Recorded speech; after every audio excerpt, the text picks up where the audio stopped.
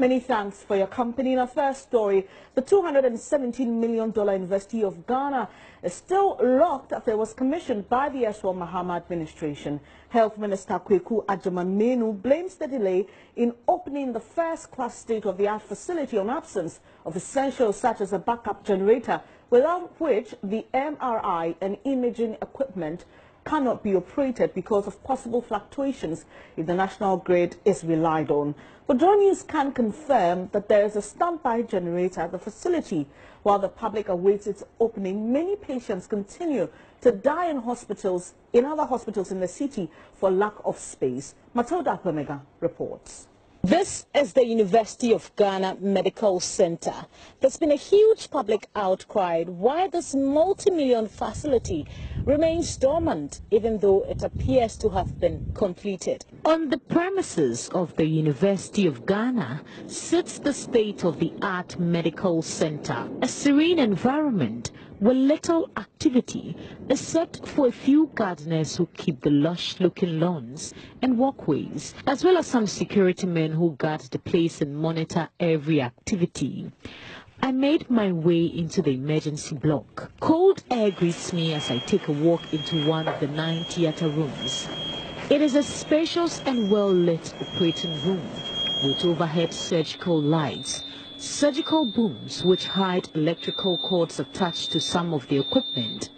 They are all kept under cold temperature, with air conditioning running for more than a year. The odd-looking surgical tables, viewing screens and monitors have been carefully fitted in place.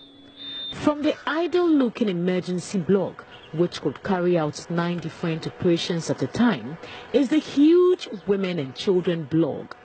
This beautiful edifice houses the obstetrics, gynecology, labor and delivery, as well as the pediatric wards. So we are still within the women and children's block here at the University of Ghana Medical Center, the neonatal intensive care unit, where newborn babies who need special attention are put. These incubators, from the shot you can see a number of these incubators, the ACs are on.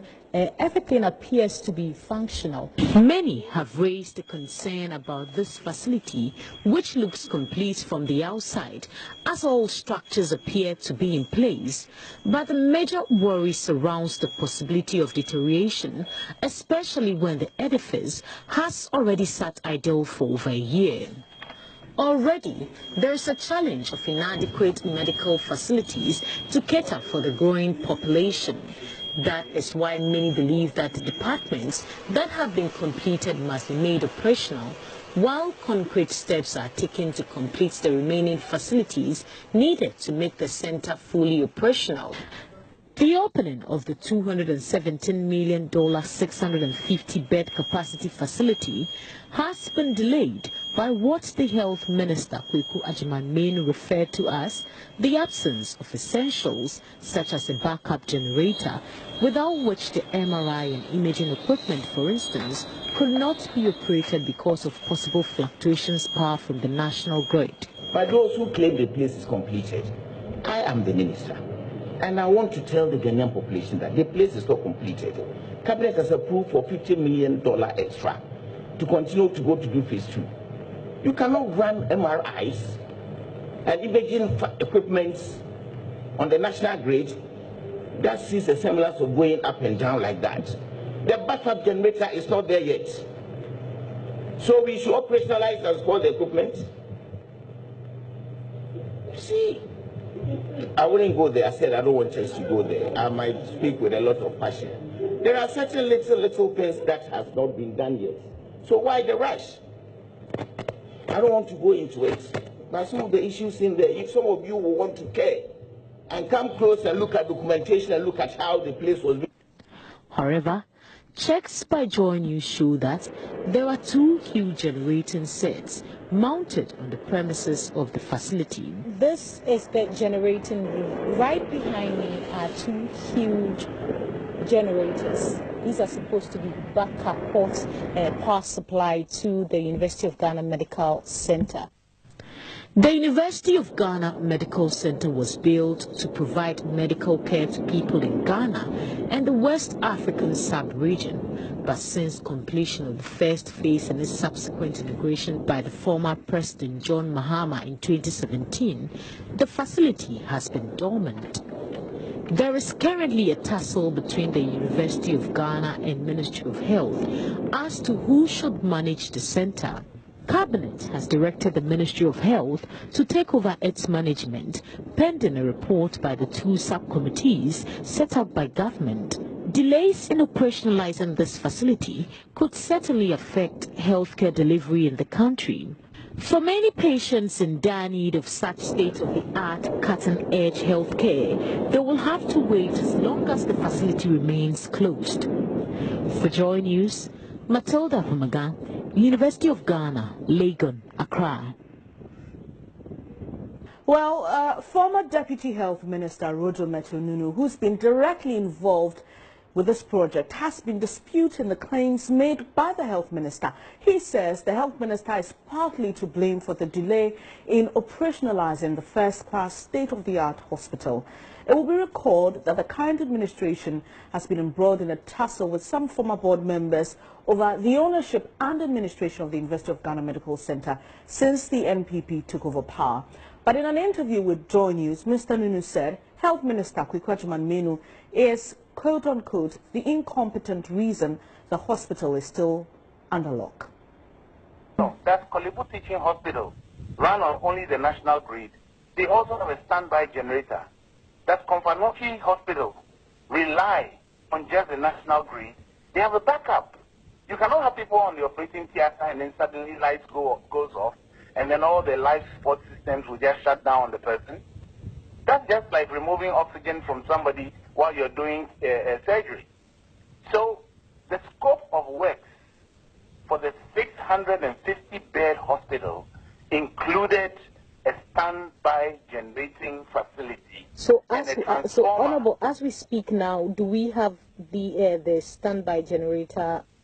Thankfully, you're on the Legon campus, and I believe that you'll be sent round to actually inspect and confirm that the genset is in place.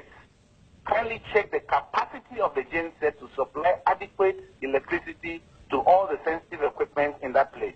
Honorable, you will also see that we have a 3-day water reservoir to make sure that we have uninterrupted water supply to the hospital. Honorable, it's a different thing. We have a laundry facility. We have,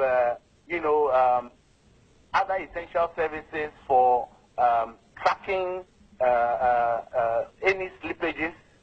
We have a system in place. We have a computerized control database center. We have a training institution in its own right.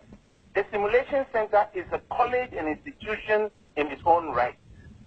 If we had started running the hospital by now, professional health workers will be able to get top-up training on robotics in the simulation center. The facility is supposed to provide 3 main inputs. One is critical medical care at the quaternary level. The second is to provide medical training. And then the next is research. You know? So it is not just a one single facility. It's not like a standard hospital. This is a state-of-the-art 5-star quaternary hospital for a University of Ghana institution. Said that the facility is in place. Okay. It becomes functional when you do your trial run of the whole facility. You make sure all your oxygen systems are working, your gases are working, your electrical systems are working.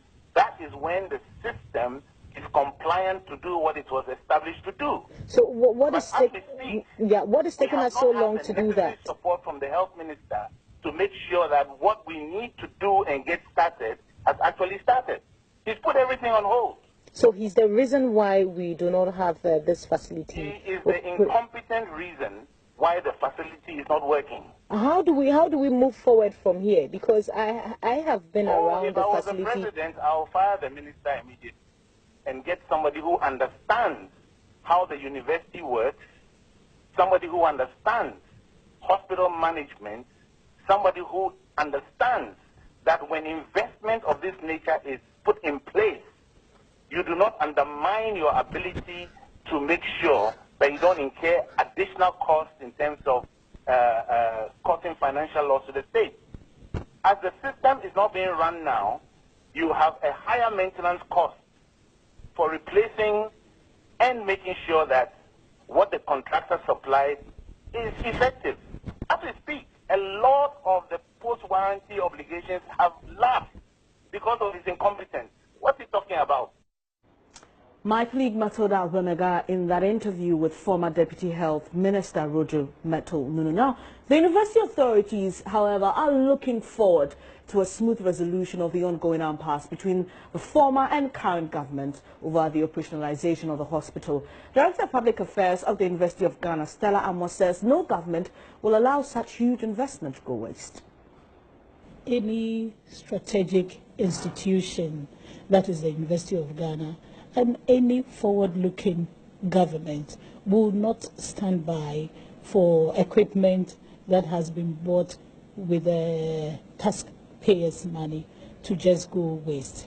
I'm sure that once a formal report issues, we will see the end of this. There are many things to resolve, and that is why all these key...